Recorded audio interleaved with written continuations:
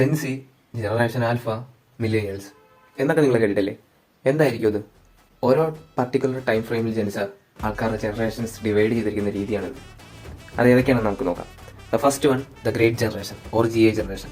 1901 മുതൽ 1927 വരെ ജനിച്ച ആൾക്കാരെയാണ് ദ ഗ്രേറ്റ് ജനറേഷനായി കണക്കാക്കുന്നത്. വേൾഡ് വാർ 1 വേൾഡ് വാർ 2 ഏറ്റവും കൂടുതൽ അഫക്റ്റ് ആയ ജനറേഷനാണിത്. അതുകൊണ്ടാണ് ഇവരെ ദ ഗ്രേറ്റ് ജനറേഷൻ എന്ന് പറയുന്നത്. രണ്ടാമത്തെ ജനറേഷനാണ് ദ സൈലന്റ് ജനറേഷൻ. 1928 മുതൽ 1945 വരെ ജനിച്ച ആൾക്കാരെയാണ് സൈലന്റ് ജനറേഷനായി കണക്കാക്കുന്നത്. തേർഡ് ജനറേഷനാണ് ബേബി ബൂം ജനറേഷൻ അല്ലെങ്കിൽ baby boomers.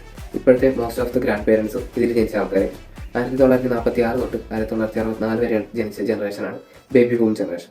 Next one generation X, നാലാമത്തെ ജനറേഷൻ. 1965 മുതൽ 1980 വരെ ജനിച്ച ജനറേഷനാണ് ജനറേഷൻ എക്സ്. ഫിഫ്ത്ത് ജനറേഷനാണ് മില്ലേനിയൽ അല്ലെങ്കിൽ ജനറേഷൻ വൈ. 1981 മുതൽ 1996 വരെ ജനിച്ച ആൾക്കാരാണ് ജനറേഷൻ വൈ ആയി പറയുന്നത്. സോഷ്യൽ മീഡിയയ്ക്ക് മുമ്പുള്ള ലൈഫും സോഷ്യൽ മീഡിയ ലൈഫും ഏറ്റവും കൂടുതൽ അനുഭവിച്ചറിഞ്ഞ ആൾക്കാരായിരിക്കും ജനറേഷൻ വൈ. സിക്സ്ത് ജനറേഷനാണ് generation C or iGen. Generation Z എന്നാണ് ഇത് എഴുതുന്നെങ്കിലും വായിക്കുന്നത് ജനറേഷൻ സി എന്നാണ്. 1997 മുതൽ 2010 വരെ ജനിച്ച ജനറേഷനാണ് ജനറേഷൻ സി.